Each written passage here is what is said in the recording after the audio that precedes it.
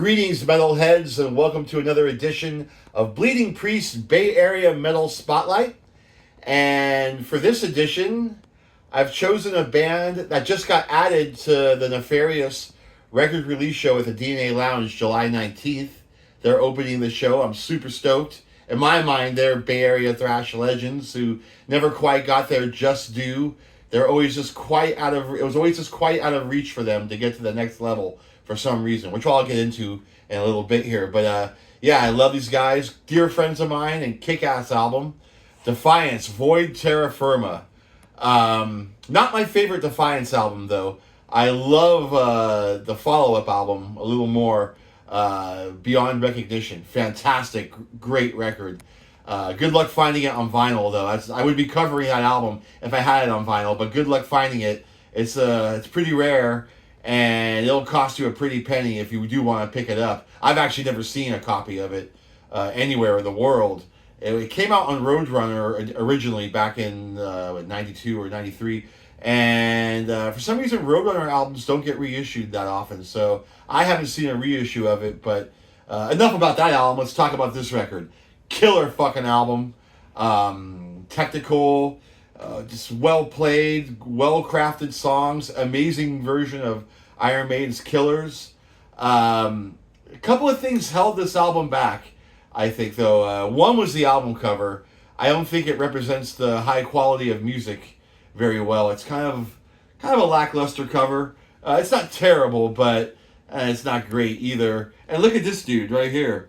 He looks fucking stoked to be dead. I mean, he just got blasted by an atomic bomb. And, he's like having the time of his life.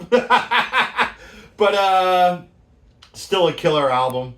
Another reason why I think another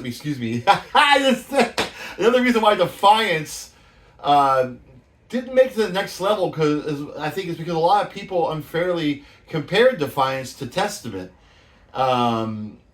Especially with the singer, Steev Esquivel.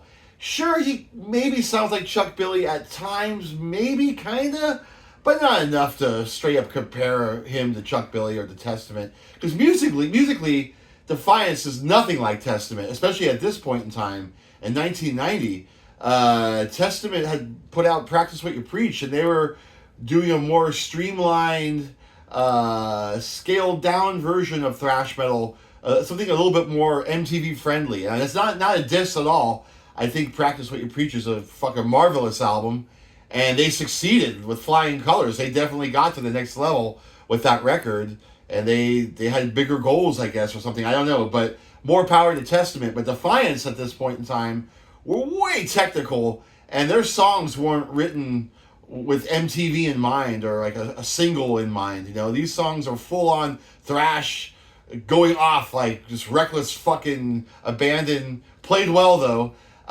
Just full on thrash, So I never heard the musical comparison between them and Testament, and even the vocals. That's a stretch. I mean, sometimes maybe a little bit, but I love Steev. I think he's a great frontman, great vocalist, and a dear friend of mine. When this album came out, I was hanging out with him quite a bit. There was a party house in San Francisco on Leavenworth Street. And it was kind of the place to go to after a show at the Stone or a show at Morty's. It was one of the few after party houses in the city around that time, and he was there all the time. And he may have even lived there for a little while. But that's how I got to get to know Steev. And great fucking guy. Here's a Steev story for you. It's more of a story about me that includes Steev. I was at a show at the Stone with Steev and a bunch of other friends, my buddy Gil and a few other people, and I can't remember what the show was. It was a thrash show. It was like 4 a week happening back then in 1990. So having a great time. I start talking to this chick. She actually approached me. We start talking. She's flirting with me. I'm flirting back. We're sharing some laughs. And all along, she never tells me she has a boyfriend, and that her boyfriend is at the fucking show. And that he's standing right over there just staring me down like he wants to fucking rip my head off. And I was oblivious to all of this. I didn't notice him at all. I was just talking to her, focused on her. And it was actually a guy I kind of knew. And he had some friends with him that I knew as well. Anyways, my buddy Gil goes over there to talk to them. He has no idea that this guy wants to kill me. And he's hanging out with them, and he overhears them plotting to jump me after the show. This guy and his two buddies are going to jump me as soon as I walk out of the Stone. So Gil comes over and goes, "Hey, dog."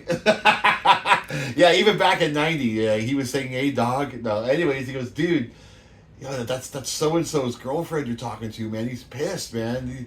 These guys want to jump you after the show." I'm like, oh, my God. I was like, what the fuck? I'm a lover, not a fighter.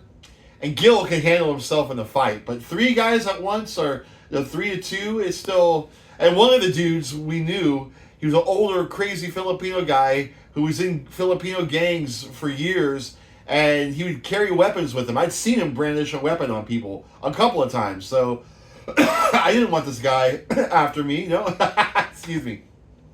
So we're getting ready to leave the Stone, and Steev Esquivel from Defiance overhears my dilemma and says, "Don't you worry, man. Don't you worry about a thing. I'm going to walk you out, and no one's going to touch you." So I walk out of the Stone first. Those 3 knuckleheads are standing right there. I can tell they're about to approach me. And then this dude comes walking out behind me. You think 3 little Filipino dudes are going to stand up to this fucking monster? No way.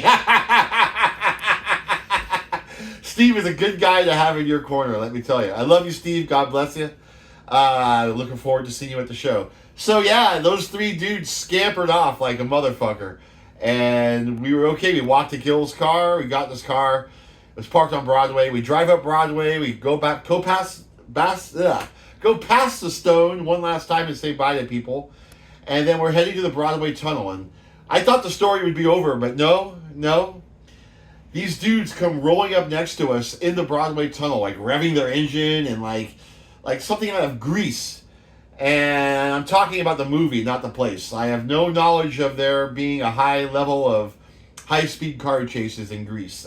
You got me. But I'm talking about the movie, man. It was like, what the fuck are we going to do? We're going to go meet somewhere and rumble? It was so ridiculous. So they're revving their engine, and they're just like staring us down, and we're laughing at them like, what the fuck do you want to do? What do you want to do?